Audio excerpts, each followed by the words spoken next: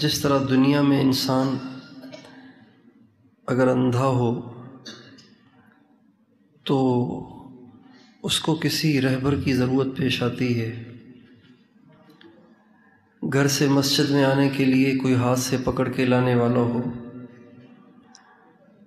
اور کسی شادی میں جانے کے لیے کسی ہاتھ سے پکڑ کے لے جانے والے کی ضرورت پیش آتی ہے، اور آواز جیسی تھی ویسی ٹھیک تھی۔ یہاں تک کہ اگر باتھ روم بھی جانا ہو تو کسی لاٹھی کی ضرورت ہے، کسی سہارے کی ضرورت ہے، کسی دکھانے والے کی ضرورت ہے کہ ادھر کچن ہے، ادھر باتھ روم ہے۔ اور جو اندھے، جو نابینا لوگ کسی کا ہاتھ پکڑے بغیر چلتے ہیں وہ بہت ٹھوکریں کھاتے ہیں، کبھی ٹانگ ٹوٹتی ہے، کبھی ہاتھ ٹوٹتا ہے، کبھی چوٹیں لگتی ہیں، کبھی دیواروں سے ٹکراتے ہیں، اس لیے کہ جو ضابطے کی بات ہے وہ یہ ہے کہ اگر آپ کے پاس ٹانگیں نہیں ہیں آپ ویل چیئر استعمال کریں، آپ کے پاس آنکھیں نہیں ہیں تو کسی آنکھوں والے کا ہاتھ پکڑ لیں۔ یہ ضابطے کی بات ہے۔ دنیا میں جتنے بھی انسان موجود ہیں اور جتنے بھی انسان قیامت تک آئیں گے، اور جتنے بھی انسان سرکار دو عالم وجہ کائنات سید الانبیاء والمرسلین حضرت محمد صلی اللہ علیہ وسلم سے لے کر اب تک آئے ہیں، یہ سب کے سب اندھے اور نابینا ہیں۔ دنیا میں کوئی بینا نہیں ہے، سب اندھے ہیں، کوئی نہیں دیکھتا، سب اندھے ہیں۔ اس دنیا میں اگر کوئی نابینا ہے تو وہ حضرت محمد مصطفیٰ احمد مجتبیٰ صلی اللہ علیہ وسلم کی ذات گرامی ہیں، لہٰذا اگر دنیا میں چلنا ہے تو ان کا دامن پکڑنا پڑے گا۔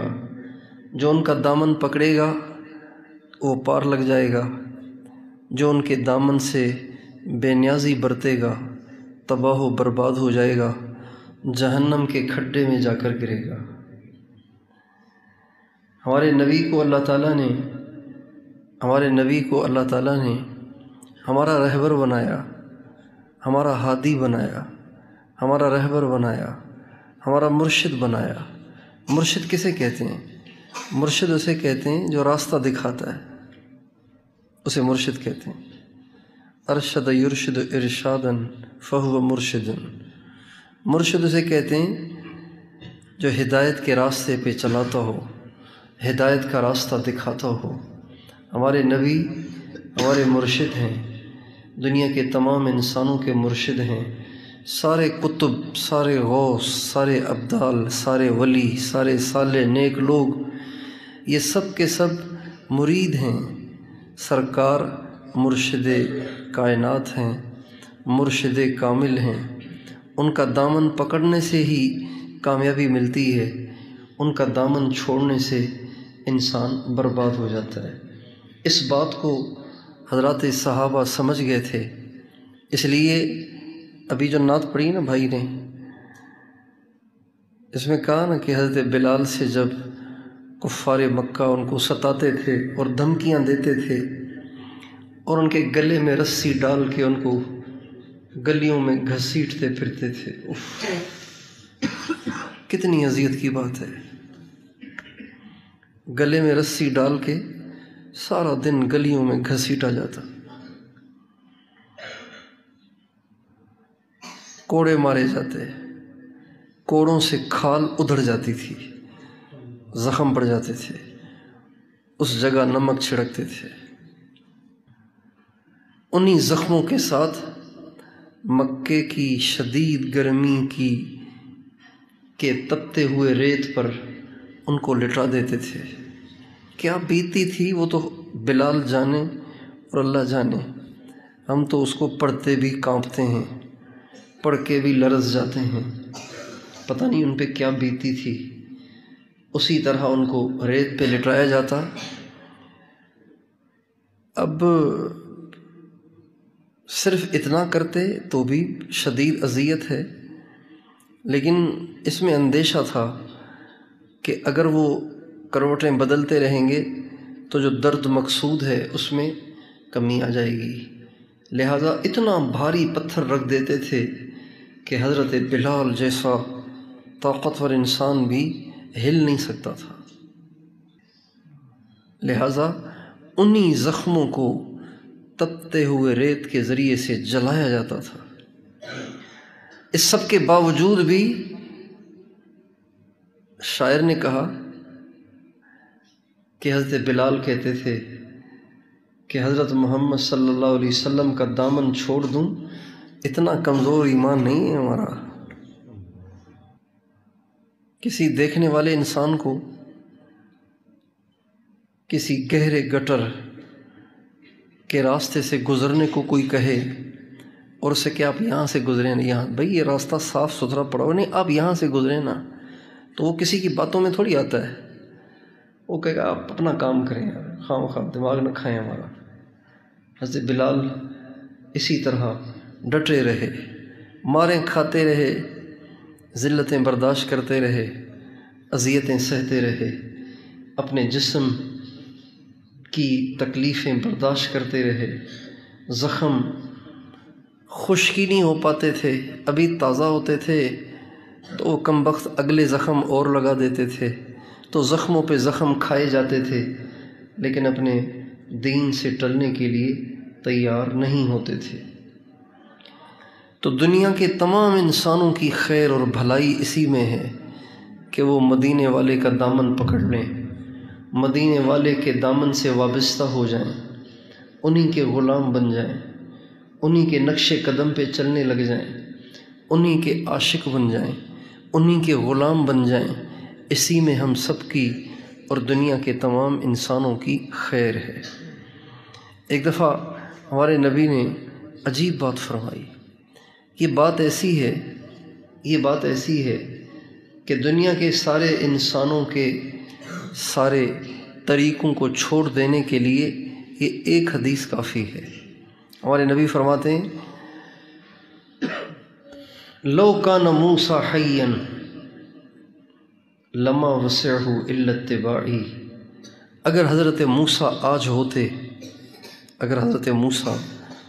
ہوتے تو وہ تورات پہ نہ چلتے، میرے پیچھے چلتے۔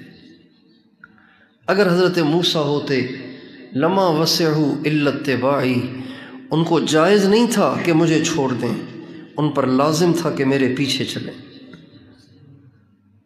لما وسعہ، ان کے لیے جائز نہیں تھا، حضرت موسیٰ علیہ السلام کے لیے جائز نہیں تھا کہ وہ کہیں کہ جی میں بھی تو کلیم اللہ ہوں، تو مجھے کیا ضرورت ہے مدینے والے کے پیچھے چلنے کی، نہیں، بلکہ ان کے لیے لازم تھا، واجب تھا، ان پہ فرض تھا کہ وہ بھی میرے پیچھے چلتے۔ اس حدیث کو پڑھنے اور سننے کے بعد اگر ہم غور کریں تو ہمارے وہ سب مسلمان جو کفار کی زندگی گزار رہے ہیں، دنیا کو دیکھا دیکھی اپنی زندگیاں گزار رہے ہیں، اور اپنے پیارے نبی کی پیاری سنتوں اور اپنے پیارے نبی کے پیارے طریقوں کو چھوڑ رہے ہیں، وہ کتنی بڑی تباہی اور بربادی کے کنارے پہ کھڑے ہوئے، وہ کتنے بڑے خسارے اور گھاٹے میں جا رہے ہیں۔ تو دنیا کے سب انسان نابینا ہیں، ان نابینوں کی خیر اس میں ہے کہ وہ حضرت محمد صلی اللہ علیہ وسلم کے دامن سے وابستہ ہو جائیں۔ ہمارے نبی ہمارے رہبر ہیں، ہمارے نبی ہمارے مرشد ہیں، ہمارے نبی ہمارے ہادی ہیں، ہمارے نبی ہمارے دستگیر ہیں۔ دستگیر کسے کہتے ہیں؟ جو ہاتھ سے پکڑتا ہو۔ ہمارے نبی دستگیر ہیں، ہمارے نبی نے اپنی امت کو بے دست و پا چھوڑ نہیں دیا، بلکہ ہمارے نبی نے اپنی امت کی رہبری فرمائی ہے، رہنمائی فرمائی ہے۔ اور ہمارے نبی کسی ایک چیز کے رہبر نہیں ہیں۔ کالجز میں، یونیورسٹیوں میں، کلاسوں میں کسی ایک سبجیکٹ کا ایک پروفیسر، ایک لیکچرار، ایک استاد ہوتا ہے، اچھا یہ میرے استاد ہیں. اچھا یہ کیا پڑھا ہے آپ نے؟ ان سے میں نے کیمسٹری پڑھی ہے. یہ میرے استاد ہیں. آپ نے ان سے کیا پڑھا ہے؟ ان سے میں نے فزکس پڑھی ہے. اچھا جی ان سے کیا پڑھا ہے؟ ان سے میں نے جغرافیہ پڑھی ہے. ان سے میتھمیٹکس پڑھی ہے. مختلف سبجیکٹس کے مختلف استاد ہیں. مدرسوں میں بھی ایسے ہی ہوتا ہے. ان سے میں نے فقہ پڑھی ہے، ان سے میں نے نحو پڑھی ہے، ان سے میں نے صرف پڑھی ہے، ان سے میں نے تفسیر پڑھی ہے، ان سے میں نے بخاری پڑھی ہے. یہ عام طریقہ ہے. لیکن ہمارے نبی کسی ایک سبجیکٹ کے رہنما اور مرشد نہیں ہیں. ہمارے نبی نے اپنی امت کو ایک چیز نہیں پڑھائی. نماز کا طریقہ تو بتا دیا، باقی اندھیرے میں ڈال دیا، جو چاہو کرو. روزے کا طریقہ بتا دیا، باقی اندھیرے میں چھوڑ دیا. یا حج کا طریقہ بتا دیا، باقی اندھیرے میں چھوڑ دیا. ہمارے نبی نے ہمیں، ہمارے نبی ہمارے مرشد ہیں، ہمارے نبی ہمارے رہبر ہیں. کسی ایک سبجیکٹ کے نہیں، کسی ایک رکن کے نہیں، کسی ایک عمل کے نہیں، بلکہ پیدائش سے لے کر قبر میں داخل ہونے تک، قبر میں رکھے جانے تک، غسل دیے جانے تک، کفن دیے جانے تک، جنازہ پڑھائے جانے تک، اور مٹی ڈالنے سمیت اللہ پاک کے نبی میرے مرشد، آپ کے مرشد، ہمارے رہبر اور رہنما ہیں. مٹی کیسے ڈالنی ہے یہ بھی بتایا ہے. پیدا ہو جائے تو کیا کرنا ہے بتایا ہے. جب پیٹ سے باہر آ جائے تو کیا کرنا ہے یہ بھی بتایا ہے. کتنا وقت دودھ پلانا ہے یہ بھی بتایا ہے. کیسے پلانا ہے یہ بھی بتایا ہے. اور اس دودھ پیتے بچے کے ساتھ کب کیا کرنا ہے وہ سب بتایا ہے. جب تھوڑا سا بڑا ہو جائے تو پھر کیا کرنا ہے. جب بولنے لگے تو کیا کرنا ہے. جب چلنے لگے تو کیا کرنا ہے. اتنی عمر ہو جائے تو پھر کیا کرنا ہے. اس سے بڑی عمر ہو جائے تو کیا کرنا ہے. 10 سال کا ہو جائے تو کیا کرنا ہے. 14 سال کا ہو جائے تو کیا کرنا ہے. اس سے بڑا ہو جائے تو کیا کرنا ہے. اتنی کامل رہبری کسی نے نہیں کی، کسی نبی نے بھی نہیں کی، کسی کتاب نے بھی نہیں کی. یہ واحد ہستی ہیں جو اتنے کامل اور مکمل رہبر ہیں کہ اتنا کامل مکمل رہبر آج تک کسی امت کو نہیں ملا.